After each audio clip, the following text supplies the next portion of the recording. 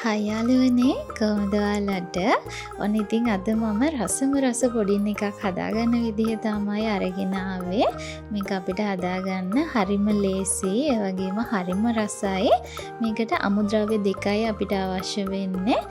Milo සහ බිත්තර විතරයි අපිට මේ පුඩින් එක හදාගන්න අවශ්‍ය වෙන්නේ. ඉතින් අපි බලමු කොහොමද මේ රස පුඩින් එක හදාගන්නේ කියලා. මුලින්ම මම මයිලෝ වලින් පුරවපු මෙසැහැඳි 3ක් අරගන්නවා. ඔයාලා කඩේ තියෙන පොඩි මයිලෝ පැකට් අරගන්නවා නම් පැකට් 3ක් අරගන්න. ඒකටම මද රස්නේ වතුර මිලිලීටර 200ක් එකතු කරගෙන මේ මයිලෝ ටික හොඳින් දී කරගන්න ඕනි. පිටි ටිකත් හොඳින් දී කරගත්තට පස්සේ මෙතනදී මම සීනි මේ සැහැඳි දෙකක් එකතු කරගන්නවා. ඔයාලට රස අනුව සීනි එකතු කරගන්න පුළුවන්. සීනි ටිකත් හොඳින් දී කරගන්න. දැන් අපිට බිත්තර 3ක් අවශ්‍ය වෙනවා. මම මේ විදිහට බිත්තර 3 වෙන වෙනම කඩාගෙන වාජනයකට එකතු කරගන්නවා. දැන් මේ බිත්තර 3 හොඳින් පෙනෙන තුරු විස් කරගන්න ඕනි. ඔයාලට විස්ක් එකක් නැතිනම් ගෑරප්පුවක් ආධාරයෙන් උනත් මේ විදිහට බිත්තර ටික විස් කරගන්න පුළුවන්.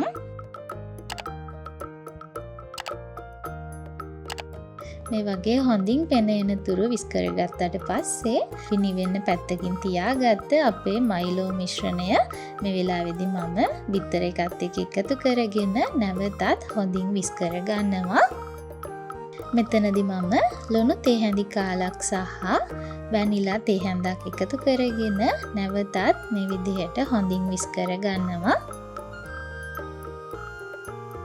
ඔන්න ඉතින් අපේ පුඩින් මිශ්‍රණය ලෑස්ති.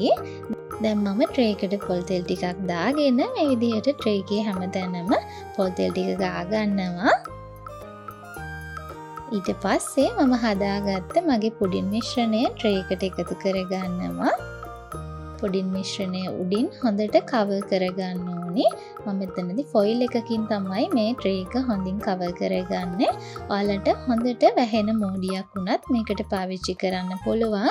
මේ විදිහට හොඳට ට්‍රේ එක කවර් කරගත්තට පස්සේ මම උණු වතුර භාජනයේට මේ විදිහට රැක් එකක් දාලා මගේ පුඩින් මිශ්‍රණය මේ විදිහට තියාගෙන විනාඩි 40ක් 45ක් වගේ හොඳට ස්ටීම් කරගන්නවා.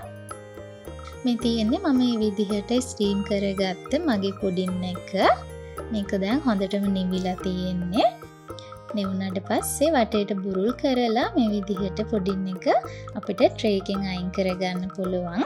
ඉතින් මේක හදාගන්න හරිම ලේසි. මම මේ විදිහට පොඩි කෑලි වලට කපා ගන්නවා. මේක හදන්න හරිම ලේසි වගේම මේක මාර රසයි. අපිට ගෙදර තියෙන අමුද්‍රව්‍ය වලින්ම මේක හදාගන්න පුළුවන්. ඉතින් ඔයාලත් අනිවාර්යෙන් මේ විදිහට හදලා බලන්න. හරි ආසාවෙන් කන්න පුළුවන් රස පුඩින් එකක් තමයි මේක. ඉතින් මගේ වීඩියෝ එක නරඹුවාට ඔයාලට බොහොමත්ම ස්තුතියි. දිගටම මාත් එක්ක එකතු වෙලා ඉන්න කියලා ආදරෙන් මතක් කරනවා.